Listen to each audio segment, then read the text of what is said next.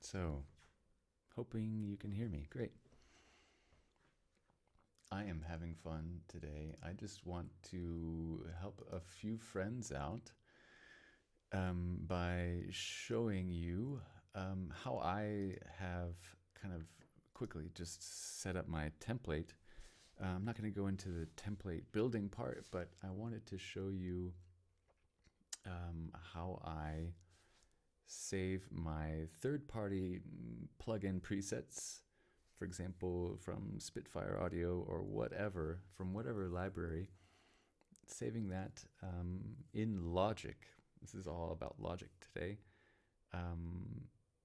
And being able to pull those up quickly into a blank template, because I don't have 4 computers set up where I can run 400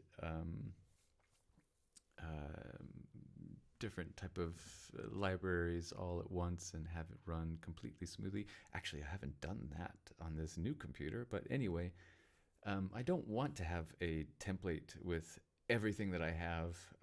I kind of want to build everything new for every project. And I'm not a big shot. I don't need to produce Hollywood in 2 days or even in the same day. So yeah, I just want to show you guys how to do that, or how I do that. So move you over there.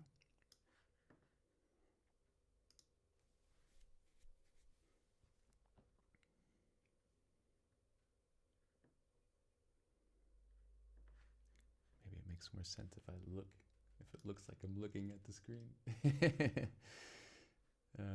Good. By the way, this little preview icon you can also access. Let me show you how to get there.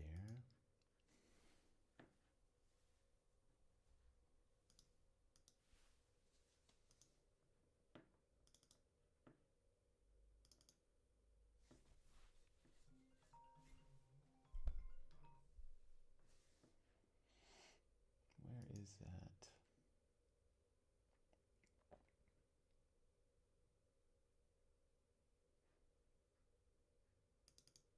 Good. So maybe you can follow me here.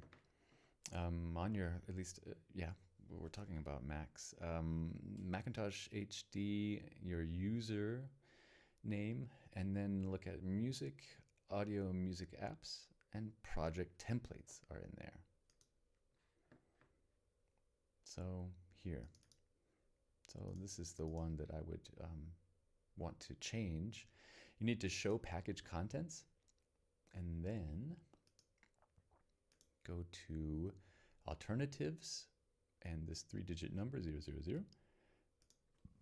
Every time you save a project, this file is automatically kind of saved in this folder structure that's hidden behind everything. That's why you have to show the package contents. And it saves it as window-image.jpg. So that's the picture that it took right as I saved it at that point. You can just save whatever you want. I have a PNG that I've used, but maybe I can't find it right now. I don't have a script, guys. Then let's just use something like this.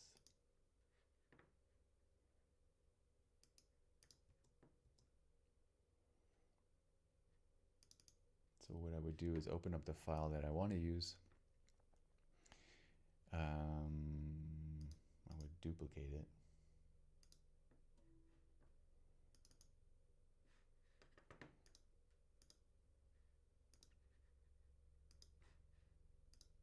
And save it as window image.jpg.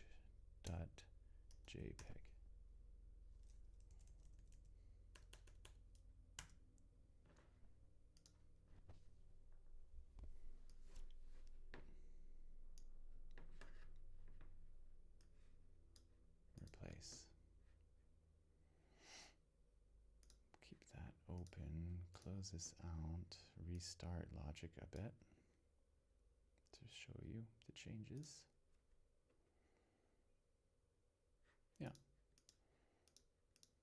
Good. So there it is. You have your own little picture there, but I don't care. It's just stupid, superficial stuff, but I like to have it look like it's really mine. Okay, so this is my template, my empty template. If I look like this, I can point. I have different projects that come in, sort of music, production music, my own music, or sound design, and then I have electric vehicle sound design, and then I have like just sound editing. So I've made this one template that's kind of ready for everything. And the cool thing about Logic is you can hide these very quickly. So if I'm just making music today, I could hide all of these sound effects tracks or temp music tracks and clean up my session just like that. This video, I don't want to really talk about how I made the template. I can do that later if anybody shows up. I'm just doing this because I want to feel special.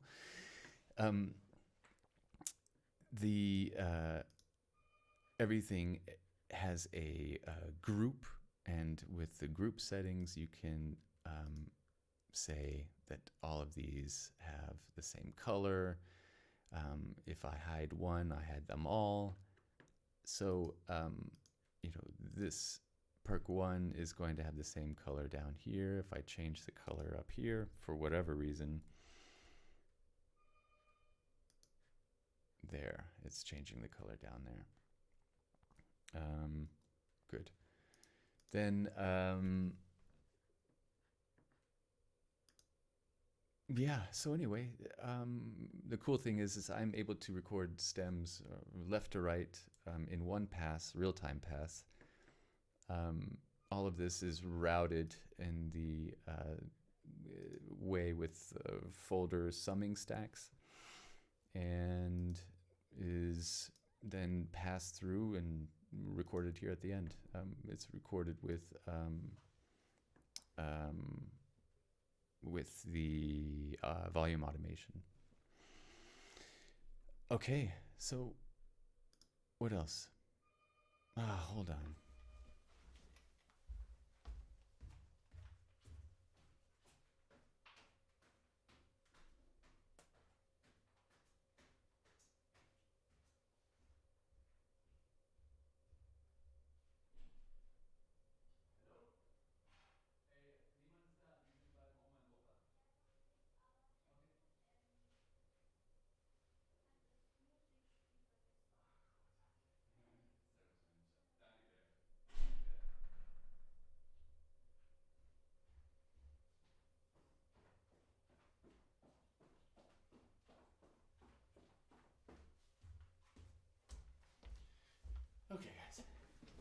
Nobody's here anyway, but somebody needed to. My son took the Volca Beats to a overnight party. Yeah, he's 10 years old. And one of his friends just brought it back. So my son is in big trouble for leaving it there. Okay, anyway. Yeah, so what I really wanted to show you is I have here saved each individual, let's say, Spitfire Audio Albion 1 is a channel strip setting, for example. Or right now I'm going through the Orchestral Swarm. I think I'm trying to finish saving these settings. So it, again, because I like to have sessions sort of super organized and kind of like, I want to be able to see quickly what I need to be working on, what I need to change. And so I have these little icons that I've made in Photoshop using JPEGs or whatever that I find, all 512 by 512 format. And then if I click this little triangle, you can select this here and change that, or select here and change the individual presets. So Orchestral Swarm, I've gone through, maybe I'm finished, I don't know. I kind of don't know what I am doing because I don't have a script.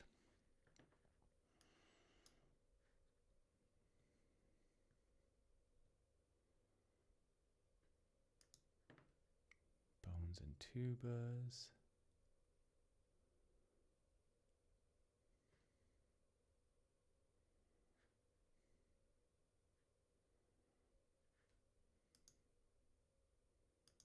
I see.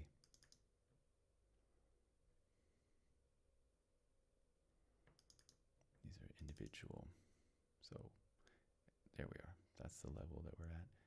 Advanced. Individual articulations. Bones and tubas. Looks like I'm all finished with that.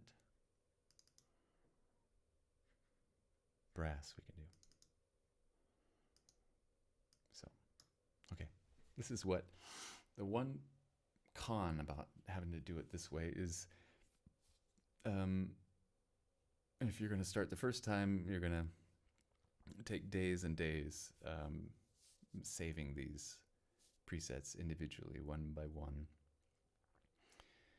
But once you have them, you're going to have them until you do an update.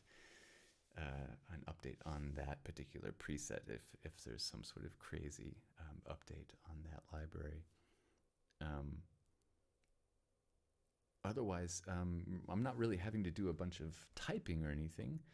When you get a third-party library, a third-party instrument, you get all of that information already. So I can go to Orchestral Swarm.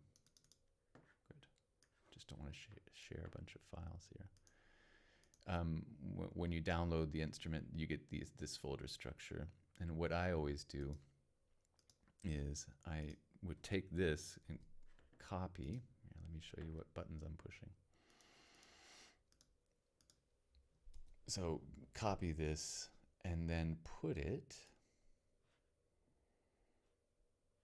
Where would I put it? I'll show you where I put it.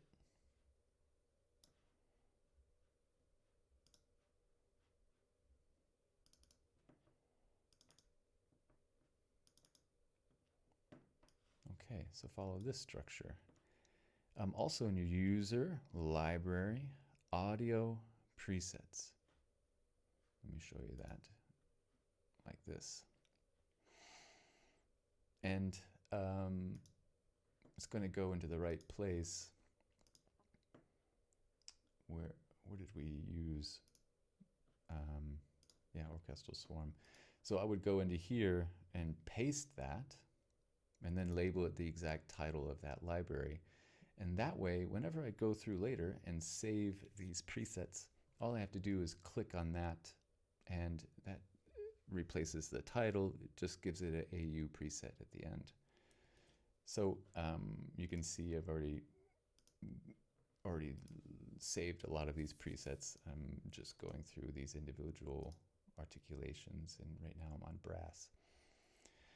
So, and besides, when you get a new library anyway, you want to take the time to listen to what you got. I hope you listen and don't just buy something because your friend has it. You're going to listen through all the presets anyway, so why not just go through, copy that folder structure, just the instrument folder structure, and rename it to that library, and go through and save them. And there, I can click on these in this little browser section and load that preset. And because of the way I've set up my template, it's here in the every instrument is labeled, so it's not like contact for every instrument. And if I record some sort of MIDI here, I hope, yeah, good. It puts the title of that region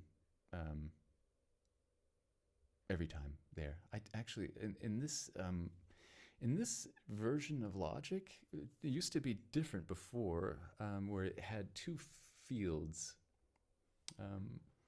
that were sort of like had drop-down menus, and this is just sort of like, it does have two fields, the additional field here, but it doesn't work the same way that I expected it to. But here is the settings I have automatic on the additional name column. And every time, at least one time, I have to double click it in this area so that it gives it the preset name instead of the channel strip setting name. And really, I've gone through all of those other settings here in the track header components. And I couldn't get the results that I used to get in like version 10.3 or whatever. Used to be, it worked different somehow. Anybody of you friends or SF Logic Ninja, maybe you can help out. This is my only workaround to get it to work like this, because I want to have the preset name in these MIDI regions. So, because I don't want contact everywhere, and I don't even want to see orchestral swarm. I want to know which part of orchestral swarm I'm using. So right now we have a brass preset. So I really just save as, and it should be automatically go in there because I've started. But if not, again, it's going to be presets, native instruments, because it's in Kontakt, and follow the rabbit. We're in the brass, and that was swells crescendo. Yep. So I've just touched it once here, and it names it, and I save it. So now the AU preset is saved, and I just go to the next one. Swells dim, right there. Click it, save it. Okay. I hope that makes a little bit of sense. I hope anybody watches this and cares. What else could I even share with you? Another time I'll share exactly how you can build your template, or your blank template at least. That combined with having these presets is super helpful. And for me, the really helpful part is having stems at the end and just having to record them once. It's kind of you're going to have to take your time to get it right the one time, and then you save your template and you always have it. So anybody else that will open this project can understand what's happening. And every time you look at an old project, you will know what these presets were called and where they are in your whole arrangement. And yeah, good. So yeah, I'm glad I recorded because like nobody showed up. That's okay. I'm not offended, but I hope this added some value to you. And feel free to get a hold of me somehow. Good. Thanks. That's it. Take it easy. Bye, guys. I'll shut up before I start lying.